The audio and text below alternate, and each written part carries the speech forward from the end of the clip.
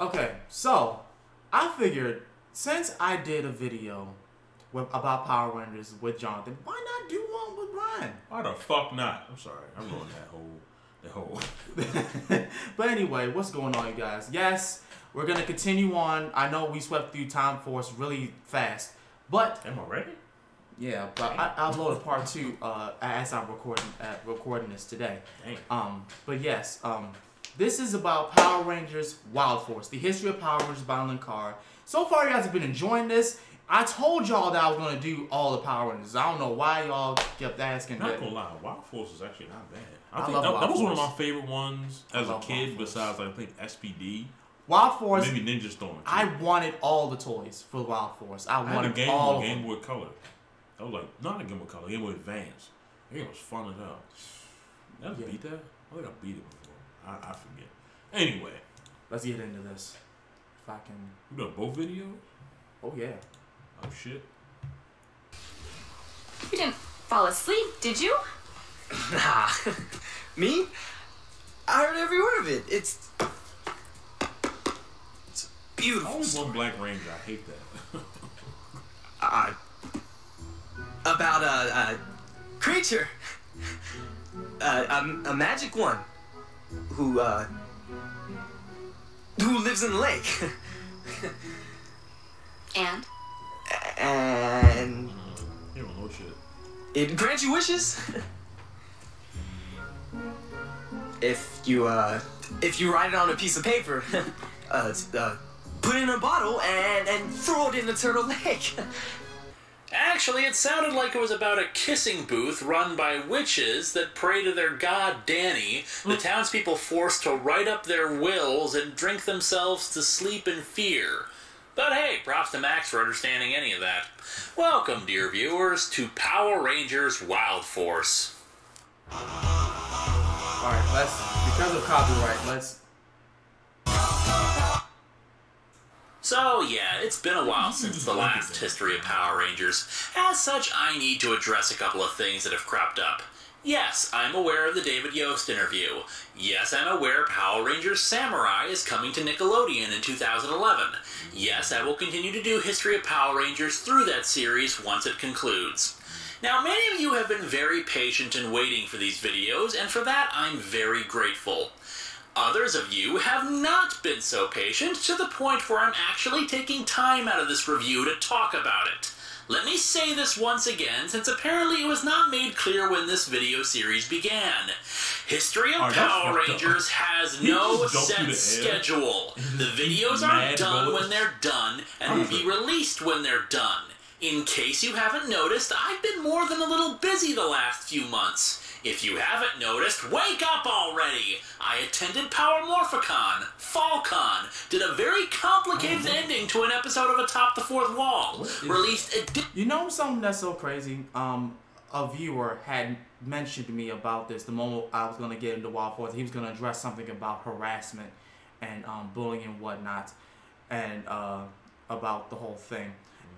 Other thing, Power Morphicon, I believe it's in San Diego.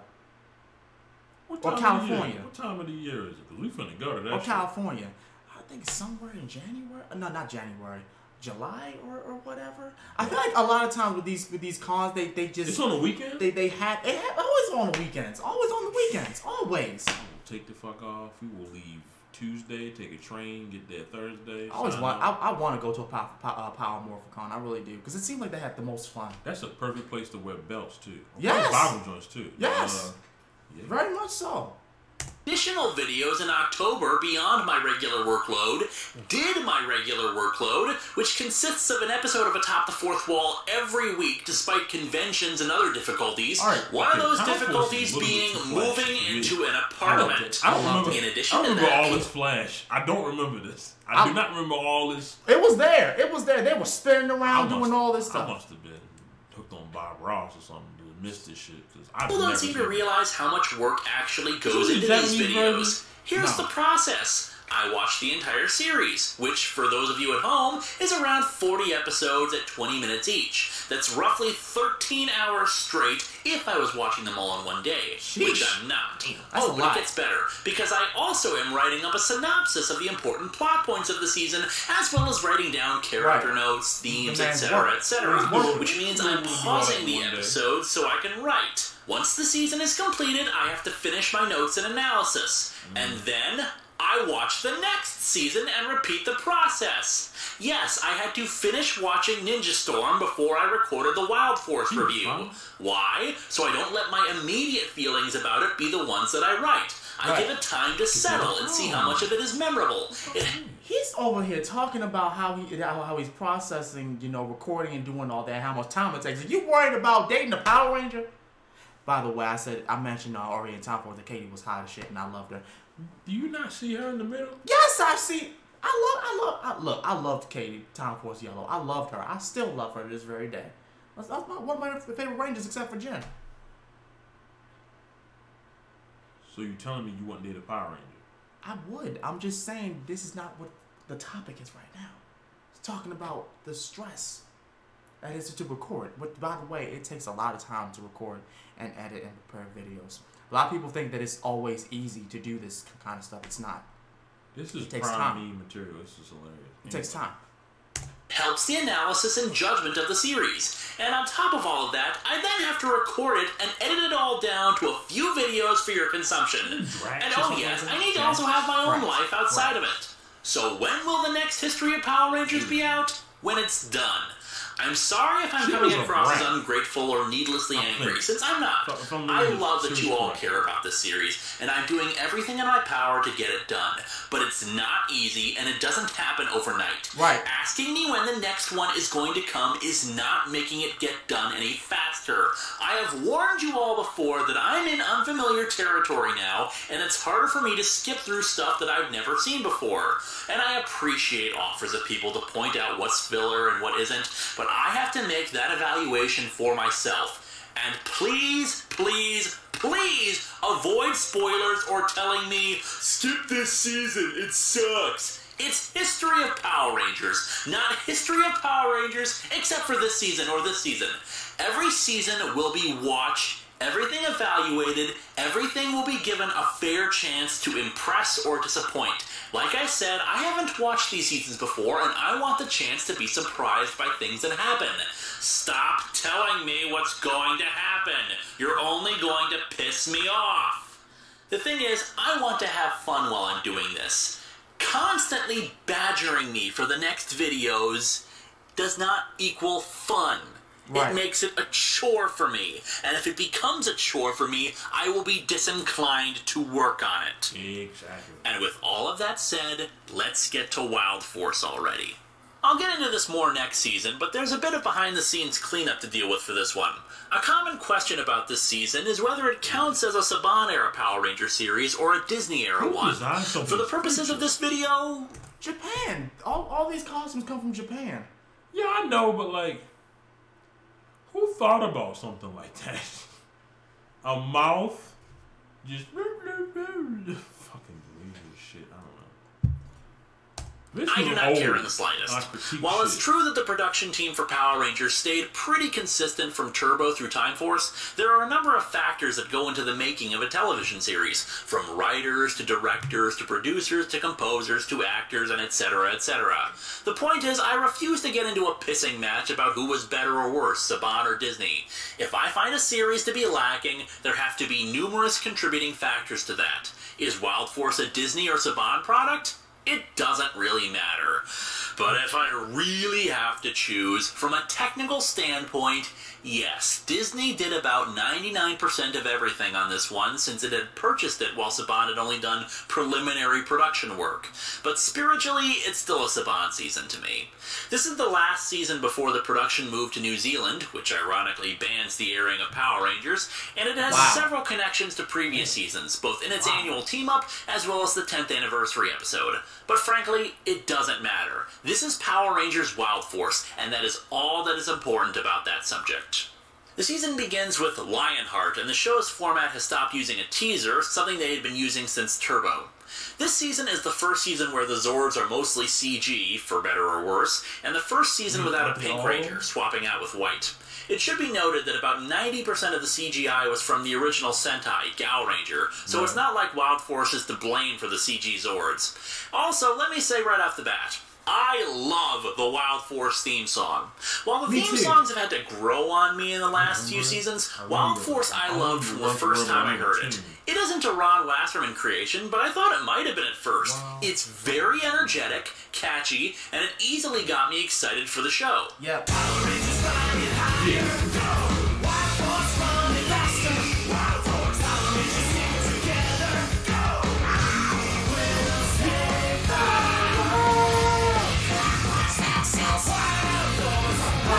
Yeah, that was my shit. I'm not gonna lie. That was my shit.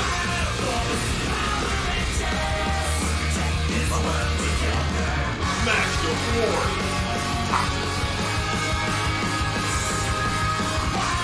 Then there was a,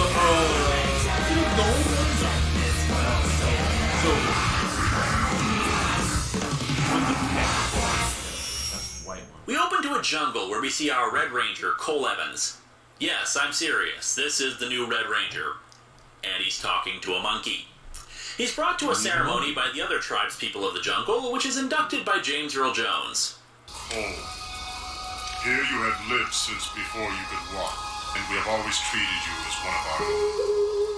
The time has come for you to follow your own life path. And by the way, this is CNN. The guy gives him a photograph and a red sphere that they found along with him when he was a baby and say it's time to send him off into the outside world, for some reason. We cut to a city, Turtle Cove, where a monster fights off a group of rangers. The animal focus of this team gives them some new abilities, like the Blue Shark Ranger being able to fight underwater, and the Yellow Ranger, based on an eagle, being able to fly. The monster, aided by another, manages to get away and the Rangers demorph. Man, those guys are strong. Dan, you okay? It's just that we've never seen two orgs together. Something's changed. Yeah, I can feel it. We need a fifth ranger. Calm down, guys. I say we're doing just fine the way we are. The Rangers refer to... Why, the way she said, we need a fifth ranger. We need a fifth ranger. Fuck up. America would have been like, what is... No, Japan would have been like, we need fifth ranger. The monsters as orgs, and that they're shocked that two of them were together at once. Meanwhile, Cole arrives in the city, asking random passerbys about the people in the photograph. That night, he sees a dog getting taken by a van owned by a laboratory and follows it. You just emerged from the jungle? Excuse me, have you seen these people? Nigga, you... Fuck, play the fucking video. Frees all the caged test animals. From above, he's watched by a woman in white who contacts the Rangers.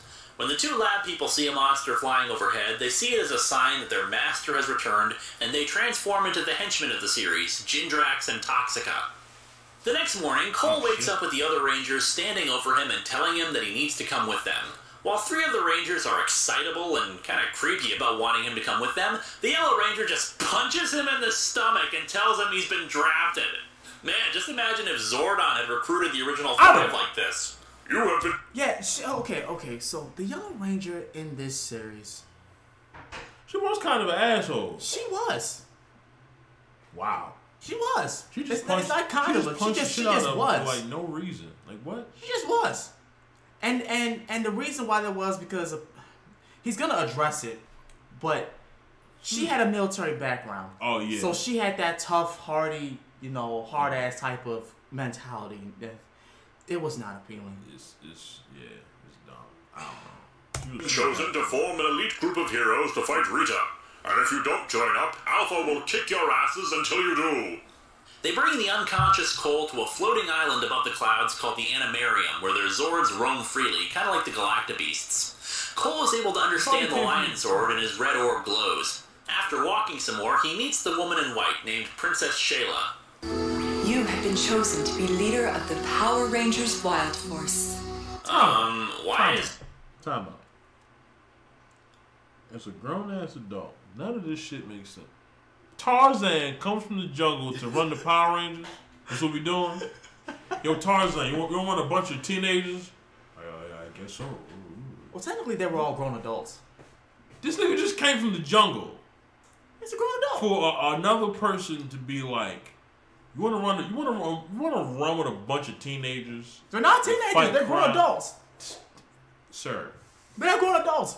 I just told you. One was in the Air Force. Just walked up and one was in the Air Force. One owns a gardening store.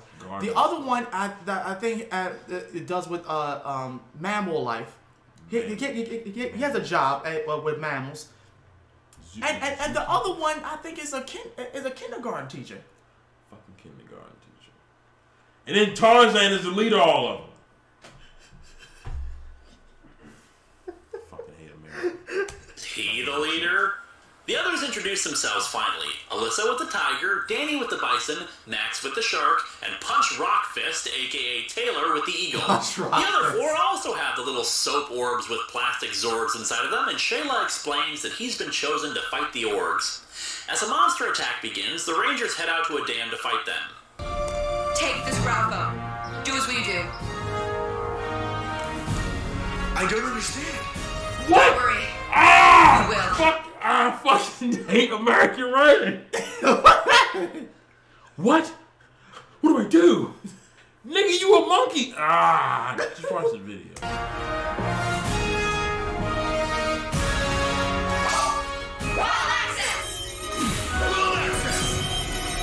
Hold up. Time out. What, he just raised in the woods? How does he know perfect English?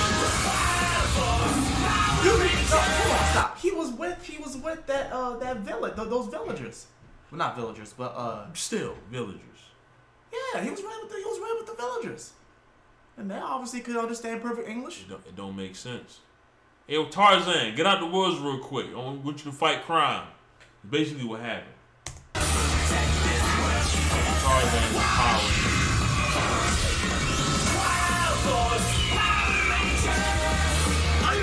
Okay, a couple of things to comment on in rapid succession, so I'll get the first thing out of the way since that's what you're watching. I like the fight scene here, showcasing their styles matching their animals. The claws at the end of their hands are kind of silly, but hey, it's Power Rangers. You see, I'm not the only one as a kid that thought that shit was weird. Like, why does a bird have claws like that? Birds have, like, what, 3? Talons. Yeah, you know what I meant, bitch. Bisons don't have... Alright. Awesome. The helmet design goes really well with their animals and feels reminiscent of the Mighty Morphin days. The primary colors to the suits are well focused, and while the gold diagonal sash across them is an odd design aesthetic, it does work. The morphing sequence is a direct translation of the original Sentai's and is pretty badass. That being... Look at that! Bisons don't have claws! Saban, what were you thinking? That's the Saban, right? I think that was from Japan, though. Had to have been. Can't Had to have been. Can't be. No way.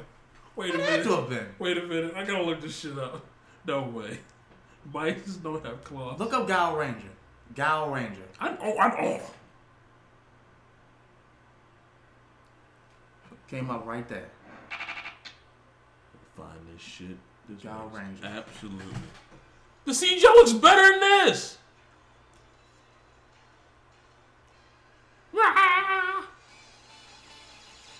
Be careful of that, because oh yeah, copyright and shit like that. Yeah, they had the claws. They had it. Yeah, they had the claws. So it literally came from Japan. It literally came from Japan. Nothing about this makes sense.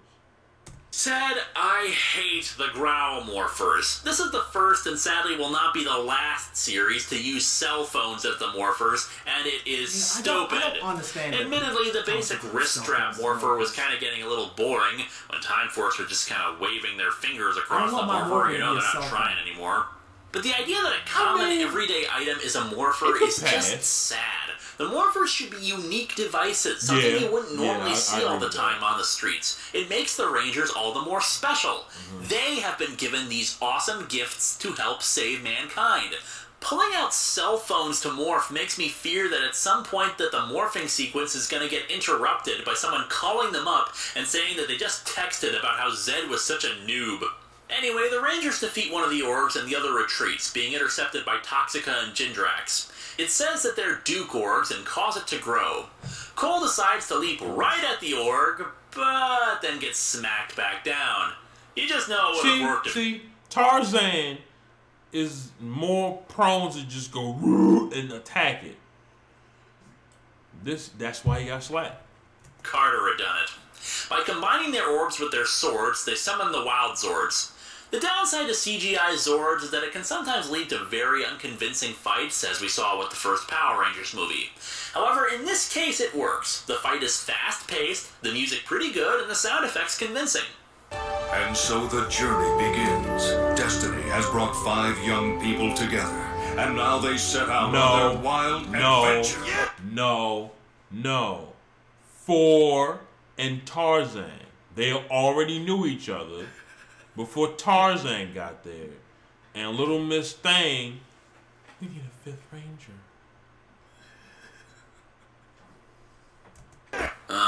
Who the hell was talking?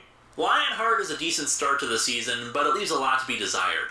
We don't get a lot of focus on the Rangers other than Cole, and you don't really get an idea about what exactly the Rangers are doing from the first episode. Comparatively, Lightspeed Rescue's goal was to eliminate the demons and prevent them from restoring Banshira's palace, said right away in the first episode. Yeah. Time Force's goal was to recapture Rancic and the other mutants and bring them back to the future. Wild Force's goal is purportedly to defeat the orgs, but we know very little about the orgs, where they came from, why they're attacking, and who their leader is. It's not that the episode is bad, it just feels a little incomplete. As we continue, Cole contemplates whether there's another way to stop the orgs besides fighting them. The other Rangers speculate that the orgs must be getting help since none of them had grown so large before. Jindrax and Toxica head into caverns underneath the city and meet their boss, Master Org. Where have you two been? After surviving the great battle, we took human form and have roamed the earth since, trying to carry on your evil work. We're so happy you're alive, Master.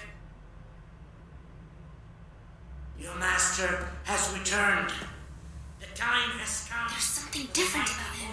He feels just as evil, but his appearance... Insipid planet. So maybe he's put on a few years. You know, you're not Springborn yourself. What? But you don't look a day over 1,000. In the Nexus for thousands of years. We will have our revenge. The two are dispatched to find the latest org while the Rangers head out for it. Cole says the orgs may just be like animals that are lost and confused, and there may be a way of reasoning with them. Alyssa explains that he doesn't really know what he's talking about. Look, Max and I have only been Rangers for about 6 months. Danny only 2. You, well, Taylor, she's been one for over a year. She knows these orgs. Man, Shayla's been kind of slow on the whole recruiting process. The orgs summon up the foot soldiers of the seasons, Putreds, which are essentially cavemen. Cole and Alyssa head in, Cole getting face-to-face with the org. Every living thing has a heart. If I can just connect to it, there's a chance. Cole!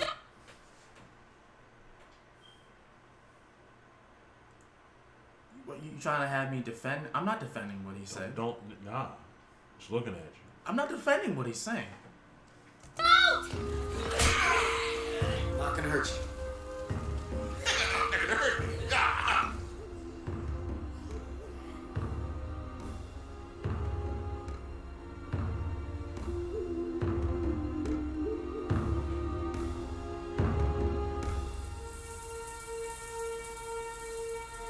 I love how the monster just stood there. While Can't hear anything. I can't.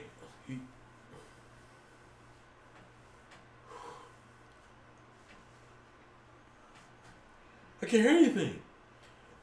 It's a sheet of metal with an eye in it. It's a sheet of metal covered in barbed wires, and you can't hear anything. But it's walking and talking. It's alive. It must have a heart. If I can just hear the heart, I can understand it.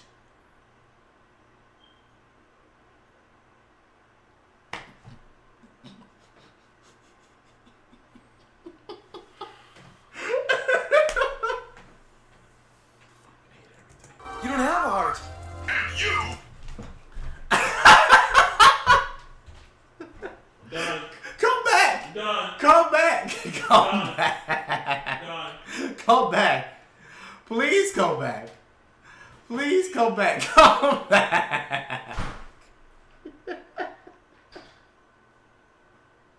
Oh my God. It's gonna be okay. It's gonna be okay. We gotta get through this. We gotta get through this.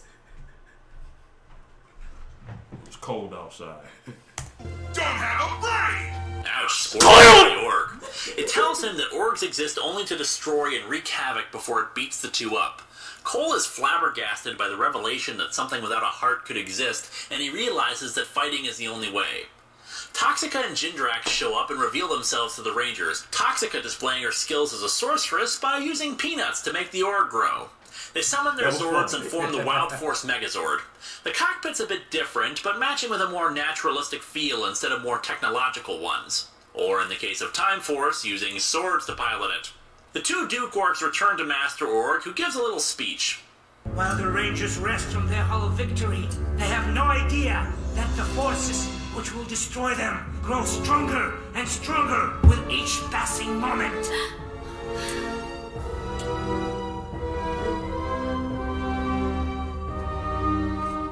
Soon, they shall feel the wrath of 3,000 years of vengeance.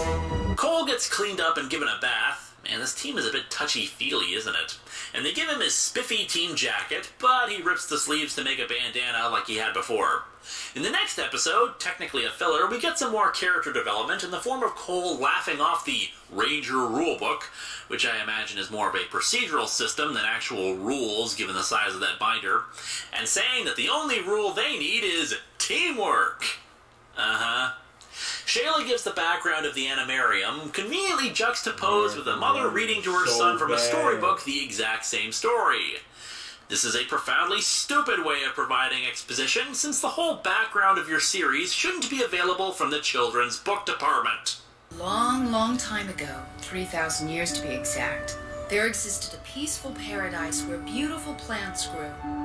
Animals and humans coexisted side by side. Everyone lived in harmony. This was the kingdom of Animaria. Animaria. Humans and animals honored each other, and everyone respected the importance of nature. There was nothing but joy and beauty in all our lives. But then was suddenly shattered when a great evil emerged from underground, sending destruction across the land.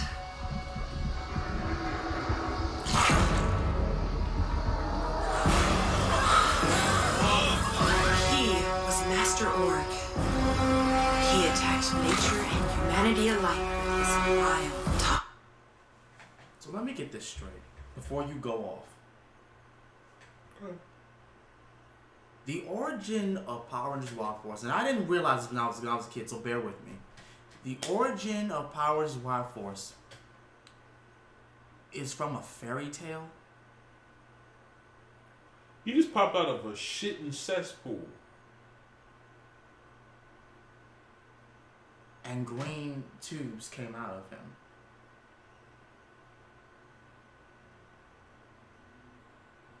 I'm gonna go talk to a therapist sometime this week and let them know I've been screwed up for this much. And the place is called Animaria.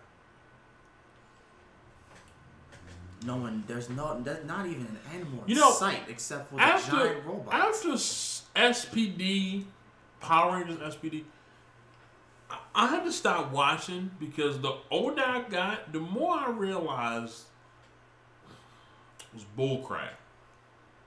It's bullcrap.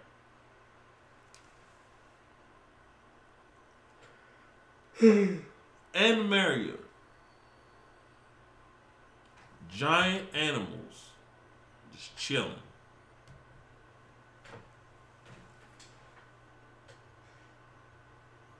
What are the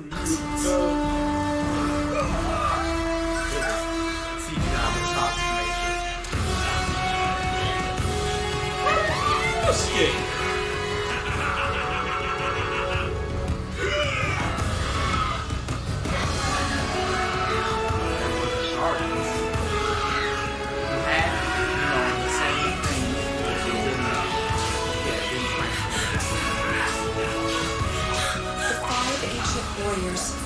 bravely against the evil orcs, allowing me to escape with the help of my protector. He took me to the temple in the Valley of the Wild Swords.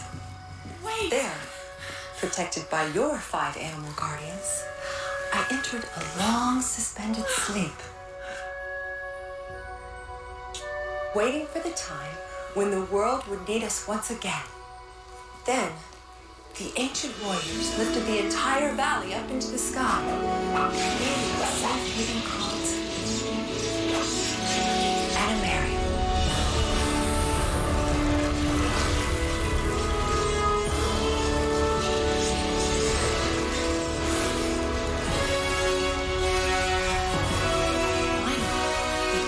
Warriors destroyed the Master Orc and entombed the remaining leaders of the orcs where they were made until now.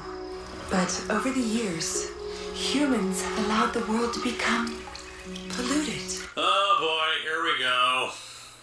The earth has become so weakened that the evil orcs can rise again.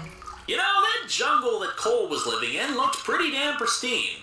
Speaking of, here's the explanation for why Cole is leader. As the lion is king of the jungle, so is his chosen ranger. Notice how she said it like with a swavel in her head. Notice how she said that. So I'm not tripping then. Proceed. Really? That's the reason? Jeez, maybe we do need that Ranger rulebook.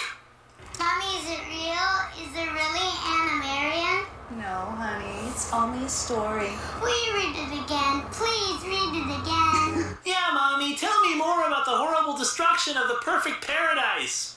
Alyssa, while on a field trip with her class to an archaeological site, uncovers a seal with the Rangers' animals on it while hearing an elephant.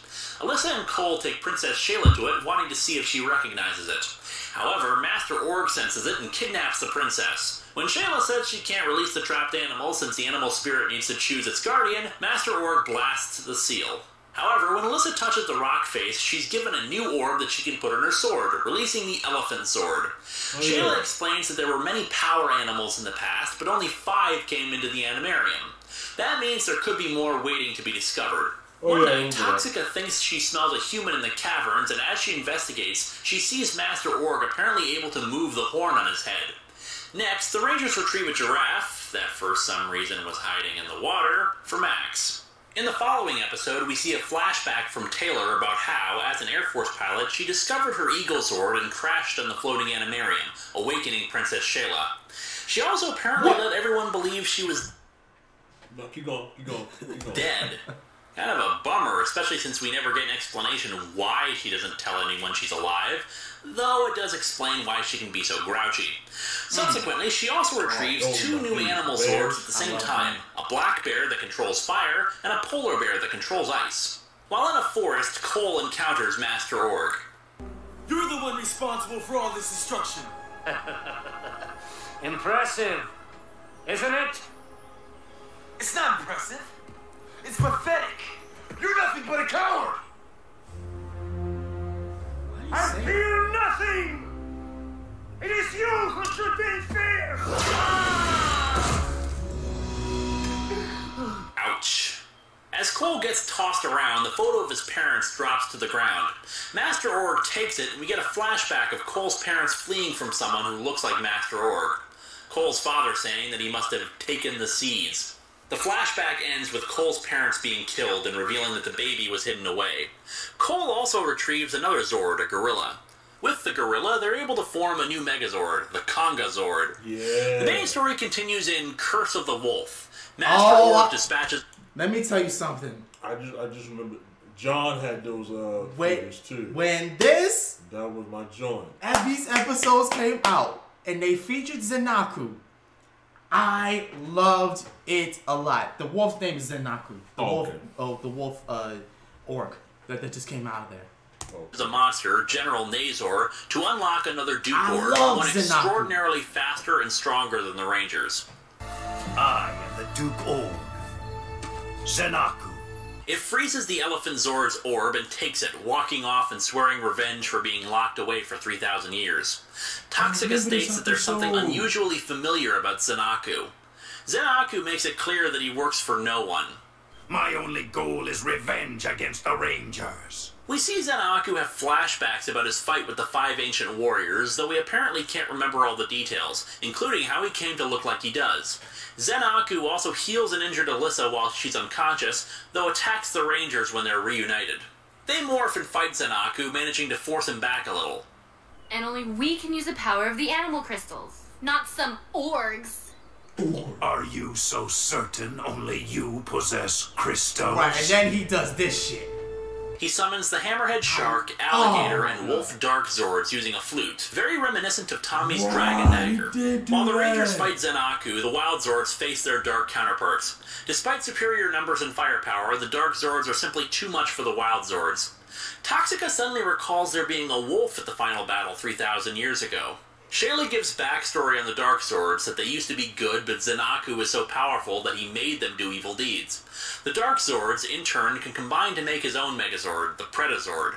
I will say the Pretazord looks more than a little silly with a big-ass gator head sticking out of its chest. Though what's especially silly is that the thing can flatten out, so why does it bother making it stick out when it first forms? In the aftermath of the battle, Zenaku takes the crystal for the Giraffe Zord. Toxica talks with Zenaku and mentions how it must be difficult to work with Master Org after what happened 3,000 years ago, but Zenaku doesn't know what she's talking about. In the battle that follows with the Rangers, Zenaku is able to summon the Elephant and Giraffe Zords to his side, even able to combine them with the Pretazord as the Rangers could. Shayla heads down to where Zenaku was released, attempting to get more information about him. Zenaku kidnaps her when he recognizes the necklace she's wearing. Where did you get that necklace, Princess? And why do you wear it? Someone very special gave it to me a long time ago. I wear it in memory of that person. Zenaku doesn't know why he remembers it. In the ensuing battle, Shayla is rescued, but the Bear Zords are taken. Though more interestingly, Shayla notices that Zenaku was bleeding. As more of Zenaku's memories return, he recalls seeing some sort of shining Megazord. During his next Zord battle with the Rangers, the shining Megazord appears in the sky and speaks, telling him to remember. Shayla recognizes it as a being called Animus. That was Animus, ancestor of the Wild Force Megazord. He fought in the Battle of Animaria. How can a Megazord have an ancestor? How? How can it... Continue. 3,000 years ago. I don't know why he would speak to Zenaku. Before, he would only speak to the 6 warriors. Six warriors? Yeah, what the hell, Shayla? Every other time she mentioned them, it was only 5. Zenaku gets infected with an insect that rewrites his memories, while the Rangers speculate about how nothing seems to add up about Zenaku, and Shayla brings up his bleeding. Taylor suggests that maybe he's actually human. Zenaku hands over the Rangers' Zords to General Nazer. Shayla talks to the other Rangers and says that Animus came to her in a vision and explained what happened 3,000 years ago after Master Org was defeated by the ancient warriors. Apparently Zenaku was the 6th warrior named Merrick, who had tricked Master Org somehow using the wolf mask. However, the wolf mask was cursed and he couldn't remove it, and it was causing him to become evil. He begged the other warriors to destroy him, but instead they sealed him away. Combining several clues together, the Rangers realize that the moon is what's powering the wolf mask. They fight Zenaku, but are unable to convince him of the truth, partially thanks to the bug in his head. However, before he makes the killing stroke, Animus casts a shadow over the moon to block it. With the moon fully eclipsed, he reverts back to Merrick. Merrick gives more details about why he became Zenaku. Animus was destroyed by Master Org, and Merrick took it upon himself to wear the cursed wolf mask of Zenaku, and used its power to destroy Master Org.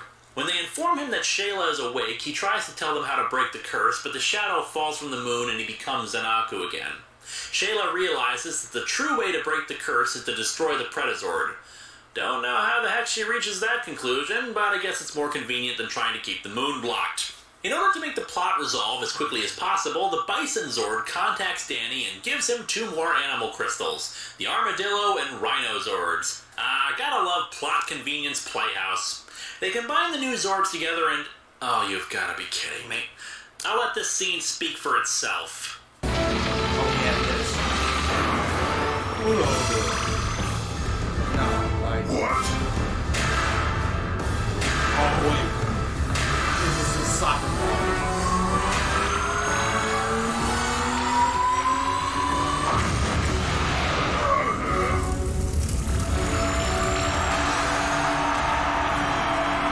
Like why? Why? You know, this plot was going really well up until this point. Why? It was tense, it was moving towards a logical resolution, and then, bam! 2 Zords out of nowhere and soccer stadium. Heck, I wouldn't even care much about it being used like a soccer ball if not for the CGI cheering stadium. It's a very rushed and nonsensical end to the Zen-Aku plot. Anyway, Pretazord is destroyed and the wolf curse is lifted, Shayla going to the unconscious Merrick. She runs off when she hears the Rangers approaching, for some reason. Right, With Merrick back, they offer their hands. Now you can help us fight the orgs. We can work together. I'm Taylor. Welcome to the 21st century. I'm Max. I'm Danny. I'm Melissa.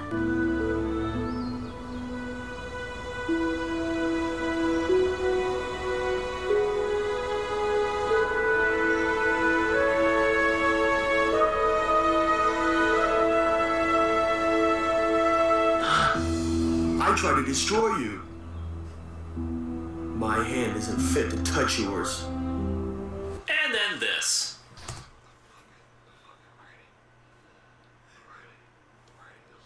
It's gonna be alright. Brian, it's gonna be okay. So bad. It's gonna be alright. So bad.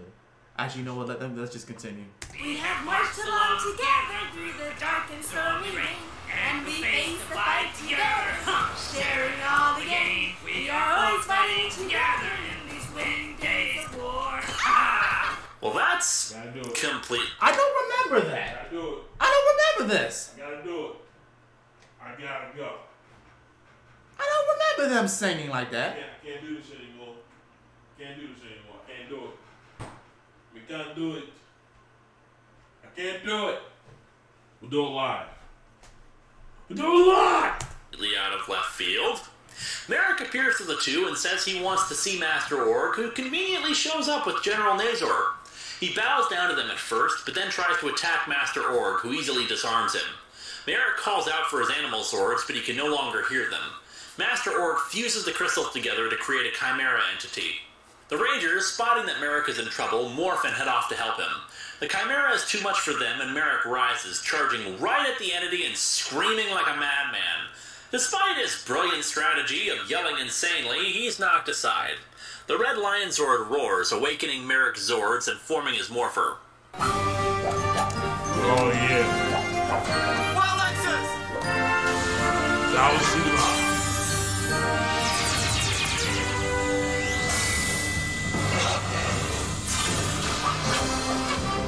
Howling Wolf! Now see, him with the claws makes sense. Makes a lot.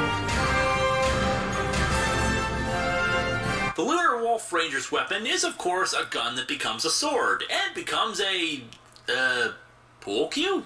However, it's not quite as impressive as other weapons due to its more cylindrical appearance as opposed to an actual blade. He summons the Pretazord, now free of evil influence, and with the help of the Wild Force Megazord, they're able to defeat the combined entity and reclaim the stolen animals. In the process, Merrick destroys General Nazor. Merrick returns to Crystals and walks off. In a flashback, we of course confirm that Merrick was Shayla's lover and was the same one who gave her the necklace. Merrick heads to a bar and naturally starts playing pool with his animal crystals because that's certainly the most disrespectful thing you could be doing with them. Some very rude bikers come in and we get a delightful scene of him beating them all up. The bartender brings him on as a bouncer and lets him stay at the bar's spare room. Merrick helps the Rangers with a new General Org, Necronomica, but says he can't work with them. Why? I really have no idea. It made sense when he was repentant for what happened to Zen-Aku, but otherwise it's just bizarre. Shayla and Merrick reunite, but Merrick says he can't be with her because of their different roles in life. I have to say, that seems rather forced, what with him giving her the necklace and all, but what you gonna do? Drama and all that. They destroy Necronomica, but it turns out that it was Toxica, who was enhanced thanks to a spell along with the last remaining piece of General Nazor. She assumes the power partially due to her fear of Master Org, since she's now dead certain that he isn't who they think he is. Afterwards, Merrick says he'll work with the others, but he doesn't want to go to the Animarium. Still, he gets his own unique team jacket. Master Org tortures Toxica for attempting to impersonate a general, Jindrak saving her from being completely destroyed. Alyssa gets the idea of cross-referencing the photo Cole has of his family with some library records, along with the complete picture and the article revealing that his parents are presumed dead. Toxica says that every time she's near Master Org, she can smell a human, and the two go down to his lair to find evidence. They find a copy of Cole's picture, including of Master Org as a human. I am the master! You're not my master! Whoa! You're not my master! Fuck, serious.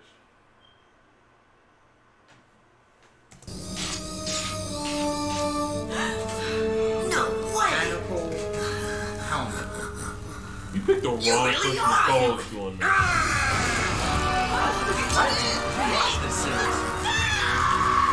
Never seen it? I did. It's been a minute. Huh, quick change staff. Cole goes to his family's graves. I came all the way down here to find my parents. And all I have left are these gold stones. Following that, we learn how Max joined the Rangers, helping save two girls from an Org before being rescued himself by Taylor and Alyssa. A deer Zord comes to help the Rangers, one familiar to Merrick and Shayla, because they used to sing to it, along with horrible green screen shots of nature. From your skies the snow gently falls to the earth. From your trees the birds nest and play. From your oceans the fish school and travel the... You know, because deers represent the voice of the forest. You know, the peace and whatnot, so it fits with him standing on a mountain. Bambi. Fucking man. This is meme material right now. You should be clipping all this. World, oh nature, please don't ever go away.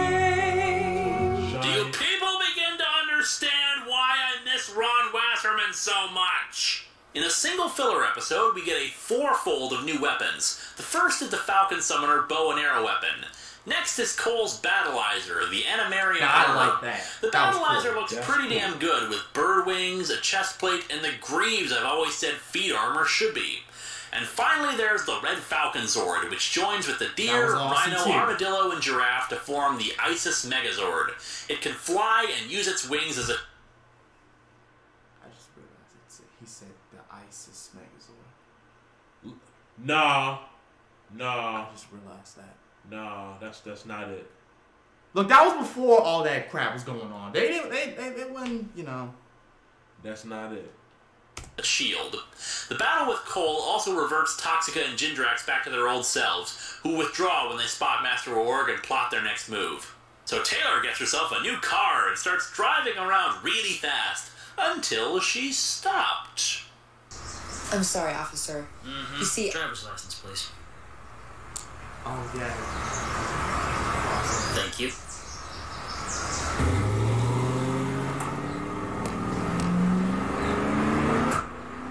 So, did you give her a ticket? Yep. I could just tell she was trouble. Time for you! Just your type. You kidding?